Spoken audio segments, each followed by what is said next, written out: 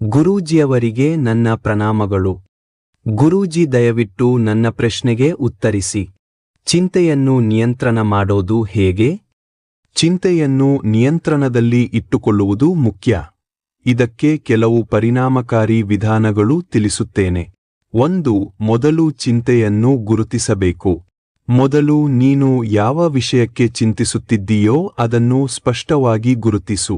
ಅಸ್ಪಷ್ಟ ಚಿಂತೆಯೇ ಹೆಚ್ಚು ನೋವು ಕೊಡುತ್ತದೆ. ನಾನು ಏಕೆ ಚಿಂತಿಸುತ್ತಿದ್ದೇನೆ ಎಂದು ನಿನ್ನಿಂದಲೇ ಪ್ರಶ್ನೆ ಕೇಳಿಕೊಳ್ಳಬೇಕು. 2. ನಿನ್ನ ಚಿಂತೆ ನಿನ್ನ ನಿಯಂತ್ರಣದಲ್ಲಿ ಇದೆಯಾ ಎಂದು ಪರೀಕ್ಷಿಸು. ಕೆಲವು ವಿಷಯಗಳು ನಮ್ಮ ಕೈಯಲ್ಲಿರುತ್ತವೆ, ಅದಕ್ಕೆ ಪರಿಹಾರ ಮಾಡಬಹುದು. ಆದರೆ ಪರಿಹಾರ ಮಾಡಲಾಗದ ವಿಷಯಗಳು ಹಾಗೂ ಕಳೆದು ಹೋದ ಸಂಗತಿಗಳಿಗೆ ಚಿಂತಿಸುತ್ತಾ ಕೂತರೆ ಮನಸ್ಸು ವಿಷವಾಗುತ್ತದೆ. ಹಾಗಾಗಿ ನಿನ್ನ ಕೈಯಲ್ಲಿರುವುದಕ್ಕೆ ಕೆಲಸ ಮಾಡು. ಉಳಿದದನ್ನು ಚಿಂತೆ ಮಾಡದೆ ಅಲ್ಲೇ ಬಿಡಬೇಕು. 3. ಇಂದಿನ ದಿನಕ್ಕೆ ಮಾತ್ರ ಬದುಕು ಎಂದು ಅರ್ಥ ಮಾಡಿಕೊಳ್ಳಬೇಕು.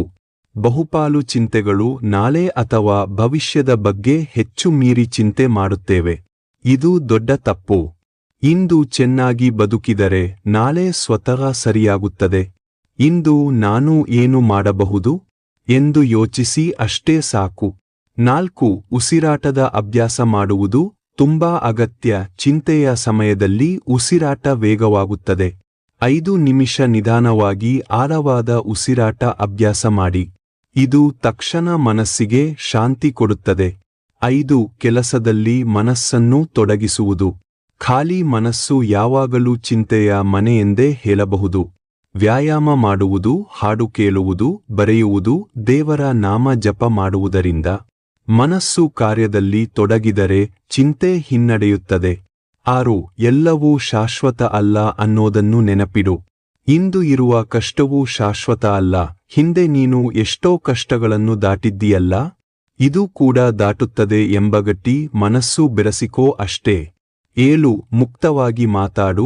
ಮನಸ್ಸಿನ ಒಳಗೆ ಇಟ್ಟುಕೊಳ್ಳಬೇಡ. ನಿನ್ನ ನಂಬಿಕೆಯ ವ್ಯಕ್ತಿಯೊಂದಿಗೆ ಮಾತಾಡು. ಮಾತಾಡಿದರೆ ಮನಸ್ಸಿನ ಭಾರ ಹಗುರವಾಗುತ್ತದೆ. 8. ದೇವರ ಮೇಲೆ ನಂಬಿಕೆ ಇಡು. ನೀನು ನಿನ್ನ ಕೆಲಸ ಮಾಡು, ಫಲವನ್ನು ದೇವರ ಕೈಗೆ ಬಿಡು. ನನ್ನ ಶಕ್ತಿ ಮಿತಿಯವರೆಗೂ ಕೆಲಸ ಮಾಡಿದ್ದೇನೆ ಅನ್ನುವ ಶಾಂತಿ ಮನಸ್ಸಲ್ಲಿ ಇದ್ದರೆ ಅದೇ ಒಂದು ದೊಡ್ಡ ಔಷಧಿ. 9. ಚಿಂತೆಗೆ ಸಮಯ ನಿಗದಿ ಮಾಡು. ದಿನಪೂರ್ತಿ ಚಿಂತಿಸಬೇಡ. ನಾನು 10 ನಿಮಿಷ ಮಾತ್ರ ಚಿಂತಿಸುತ್ತೇನೆ ಎಂದು ನಿರ್ಧರಿಸು. ಅದರ ನಂತರ ಮನಸ್ಸನ್ನು ಬೇರೆ ಕಡೆ ತಿರುಗಿಸು. 10. ಕೃತಜ್ಞತೆಯ ಅಭ್ಯಾಸ ಮಾಡು. ಪ್ರತಿದಿನ ಕನಿಷ್ಠ 3 ವಿಷಯಗಳಿಗೆ ಧನ್ಯವಾದ ಹೇಳು.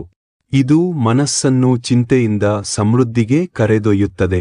ಕೊನೆ ಮಾತು ಹೇಳುತ್ತೇನೆ ಕೇಳು. ಚಿಂತೆಯನ್ನು ಸಂಪೂರ್ಣವಾಗಿ ಕೊಲ್ಲಲು ಆಗಲ್ಲ, ಆದರೆ ಚಿಂತೆಯನ್ನು ನಿನ್ನ ಸೇವಕನಾಗಿ ಮಾಡಿಕೋ. ಆದರೆ ಚಿಂತೆಗೆ ಮಾಲೀಕನಾಗುವ ಅವಕಾಶ ಕೊಡಬೇಡ. ಜೈ ಶ್ರೀರಾಮ್.